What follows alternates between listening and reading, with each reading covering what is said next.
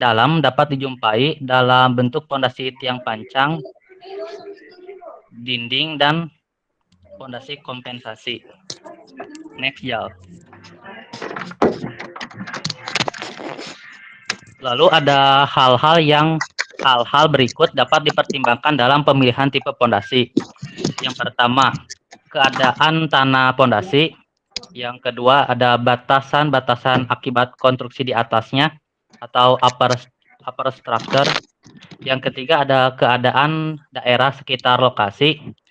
Yang keempat, ada waktu dan biaya pekerjaan.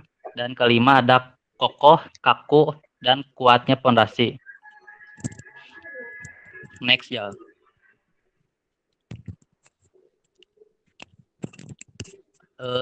Dan ada 3 kriteria yang harus dipenuhi dalam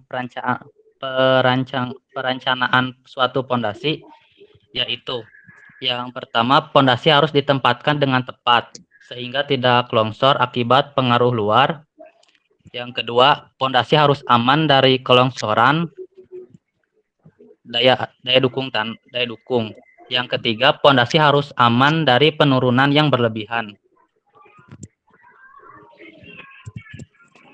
Next, ya. Terus ada tujuan dan fungsi pondasi. Pondasi bertujuan sebagai penopang bangunan agar bangunan dapat berdiri dengan kokoh. Fungsi pondasi adalah meneruskan beban konstruksi ke lapisan tanah yang berada di bawah pondasi dan tidak melampaui kekuatan tanah yang bersangkutan. Apabila kekuatan tanah dilampaui, maka penurunan yang berlebihan atau keruntuhan dari tanah akan terjadi. Kedua hal tersebut akan menyebabkan kerusakan konstruksi yang berada di atas pondasi. Next, ya.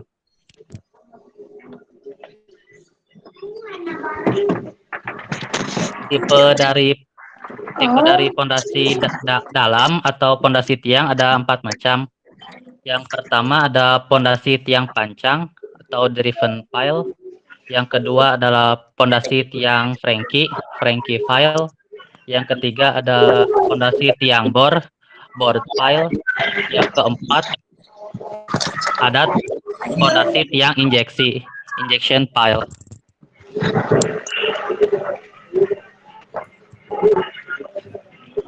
Next, ya. Untuk pondasi tiang pancang sekarang. Tiang pancang umumnya digunakan buat mengangkat beban-beban konstruksi di atas dalam melalui sebuah stratum atau lapisan tanah. Yang kedua, untuk menentang gaya desakan ke atas, gaya guling seperti untuk telapak ruangan bawah tanah di bawah bidang batas air jenuh. Memanfaatkan pendapat atau berkohesi yang bebas lepas melalui kombinasi perpindahan si tiang pancang. Kan gitu kan. Boleh di next. Ini yang pancangnya. Pondasi dalam. Kelebihan dan kelemahannya. Karena dipakai fabrikasi, mutu beton terjamin. Yang kedua bisa mencapai daya dukung tanah yang paling keras. Daya dukung bukannya dari ujung tiang, tapi juga letakkan pada sekeliling tiang. Keempat, pada penggunaan tiang yang kelompok atau grup. Satu beban tiang ditahan oleh dua lebih tiang. Daya dukungnya sangat. Yang kelima, si harga relatif murah bila dibanding kondisi semuran.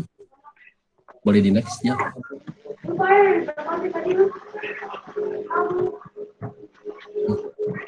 Kekurangannya, masuk yang kecil, masuknya sulit. Semua sistem ini baru ada di daerah kota dan sekitarnya. Yang ketiga sih untuk daerah dan penggunaan volumenya sedikit, harganya lebih mahal. Proses pemancangan menimbulkan getaran dan kebisingan. Untuk yang panjang diperlukan persiapan penyambungan dengan menggunakan pengawasan penyambungan tidak tinggi dan siapkan merugikan. Jadi next.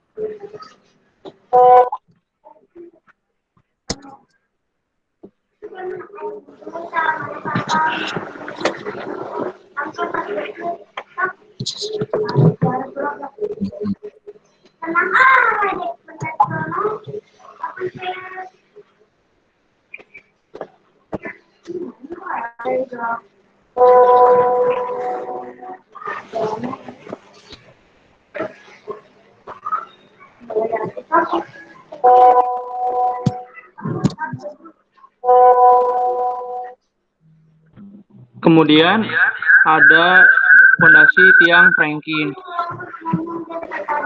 Fondasi tiang franking ini masih sangat jarang digunakan oleh kontraktor, khususnya di daerah Pekanbaru, karena masih belum begitu jelas tentang metode pelaksanaan fondasi tiang pancang franking ini. Fondasi tiang franking dan fondasi tiang pancang merupakan fondasi yang sama dipancang sampai ketemu tanah keras. Bila fondasi tiang pancang beton atau pipa baja dipancang dan langsung menjadi fondasi tiang untuk mendukung beban yang bekerja. Sedangkan pipa atau casing pada sistem fondasi tiang franking yang terpancang akan dicabut kembali pada saat pengecoran. Next. Berikut adalah gambar fondasi tiang franking atau franking pile. Next. Kelebihan fondasi tiang franking atau franking pile. Pertama, pembuatan tiang tidak menghambat pekerjaan. Kedua, tiang ini tidak perlu diangkat jika tidak ada risiko rusak dalam transport. Ketiga, panjang tiang dapat disesuaikan dengan keadaan di lapangan. Keempat, relatif ekonomis karena beton yang digunakan sesuai dengan kedalaman fondasi cocok digunakan pada tanah dengan lapisan lensa pasir karena pada pelaksanaannya badan lensa akan meningkat.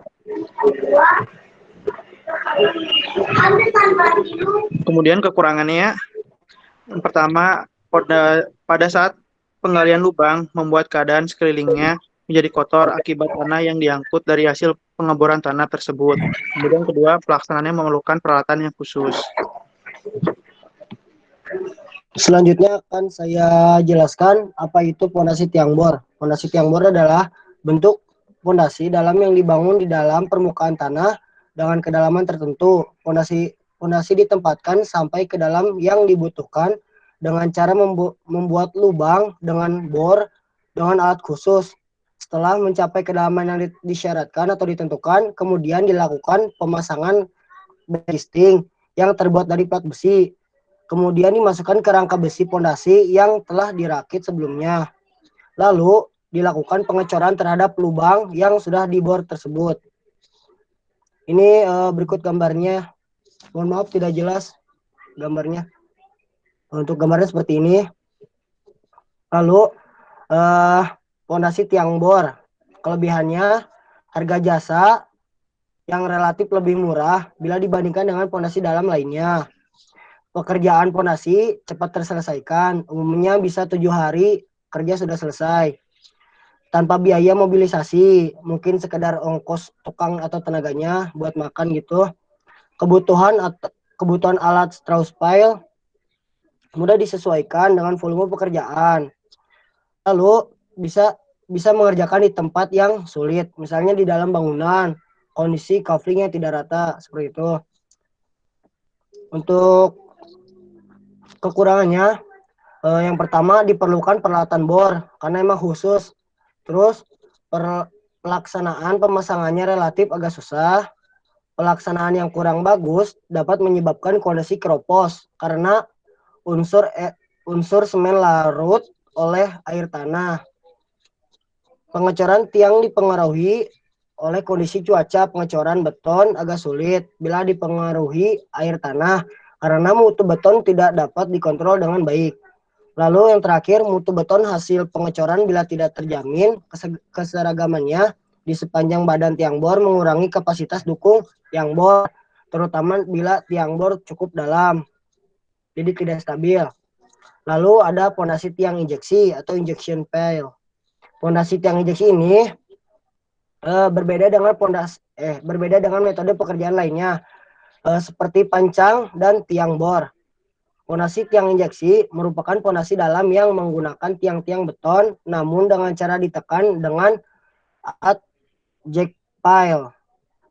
Ada beberapa fokus yang akan saya bahas di sini, antara lain adalah pengenalan alat dan metode pelaksanaan pekerjaan.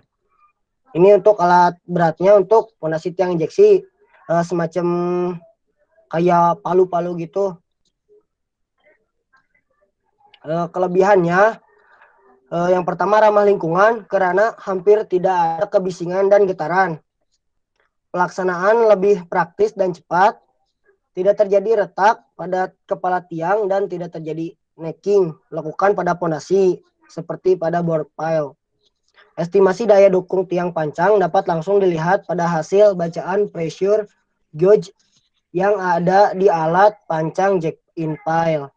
Dapat memancang pondasi sampai ukuran 500 x 500 mm atau juga dapat untuk spoon pile dengan diameter 300 sampai 600 mm. Kekurangannya, alat pancang jack pile ini yang digunakan tidak sebanyak alat pancang diesel hammer biasanya, sehingga biaya mobilisasi alat relatif lebih mahal. Yang kedua, hanya kontraktor khusus yang bisa mengerjakan dengan metode jack pile ini. Biasanya diborongkan ke subkontraktor. Yang terakhir, alat berat yang langka membuat pesanan alat menjadi lebih mahal. Alat menjadi lebih lama. Sekian dari kelompok kami. Ada yang mau ditanyakan?